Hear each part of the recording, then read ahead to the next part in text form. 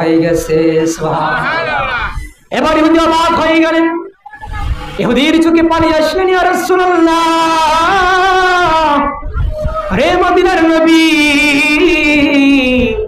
আমি শুনতাম আপনি সত্যকারী নবী না। আবু জাহেল, আবু লাহাব, উতবা, সাইবা, কাফেররা আপনার নামে আমার কাছে খারাপ কিছু বলতো, আমি তা বিশ্বাস করতাম। আজ দেখলাম আপনি সত্যি নবী। ইয়া রাসূলুল্লাহ, আমার হাতে হাত দিয়ে আপনি আমাকে মুসলমান করে দেন। লা ইলাহা ইল্লাল্লাহু মুহাম্মাদুর রাসূলুল্লাহ। নবীর মর্যাদা আছে না নাই? আছে। এখন কি মাস চলে? রবিউল আউয়াল, মিলাদুন নবীর মাস, নবীর জন্মের মাস। একদল ভাইরা আছে যে বলে তারা মিলাদুন নবী জায়েজ নাই। কি বলে? জায়েজ নাই। আরে কথা বলেন না কা, জায়েজ নাই। আমি বলতে চাই যে নবীর মিলাদ মানে না তার ঈমান নাই। দলিল হুজুর কেন বললেন ঈমান মানে কি? যে নবীর মিলাদ মানে না তার ঈমান নাই, কারণ মিলাদ আসছে কোরআনে। সুবহানাল্লাহ, সুবহানাল্লাহ। নবীর মিলাদ, মিলাদ শব্দের অর্থ হচ্ছে জন্ম বৃত্তান্ত, জন্ম। তারা বলছে মিলাদ বলতে কিছু নাই।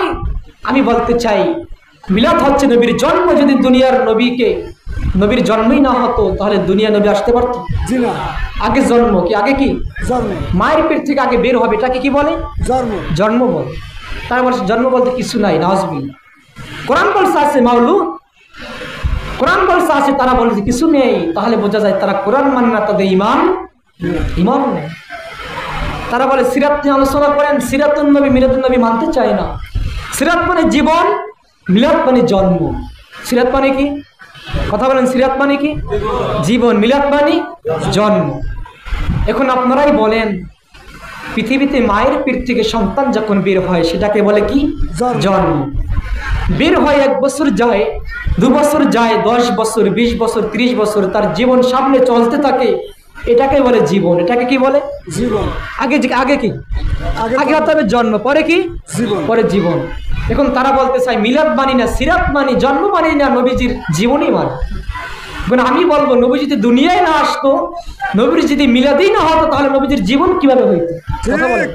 তার মানে আগে মিলাদ না সিরাত? আগে মিলাদ। কথা আগে মিলাদ না সিরাত? আমার কথাই ভুল আছে? বুঝাই দিছি না? বুঝতে হবে। তিরমিজি শরীফ, জামে তিরমিজি, সুনান তিরমিজি, আবু ইসহাক তিরমিজি আজ থেকে প্রায় 1200 বছর আগের কিতাব।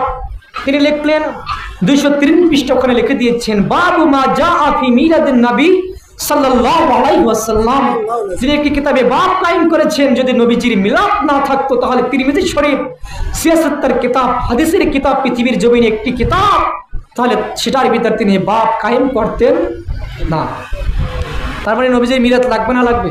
লাগবে। লাগবে। এই জন্য যারা বলে নবীর মিলাদ মানি না, সিরাত মানি, আমি বলতে চাই আগে মিলাদ মানতে হবে, পরে সিরাত মানো। কেননা পৃথিবীতে আগে সন্তান জন্মগ্রহণ করে, তারপরে তার জীবন হয়, তারপরে তার মরণ হয়। কথা বলেন ঠিক। এই জন্য নবীজির মিলাদ আগে মানতে হবে।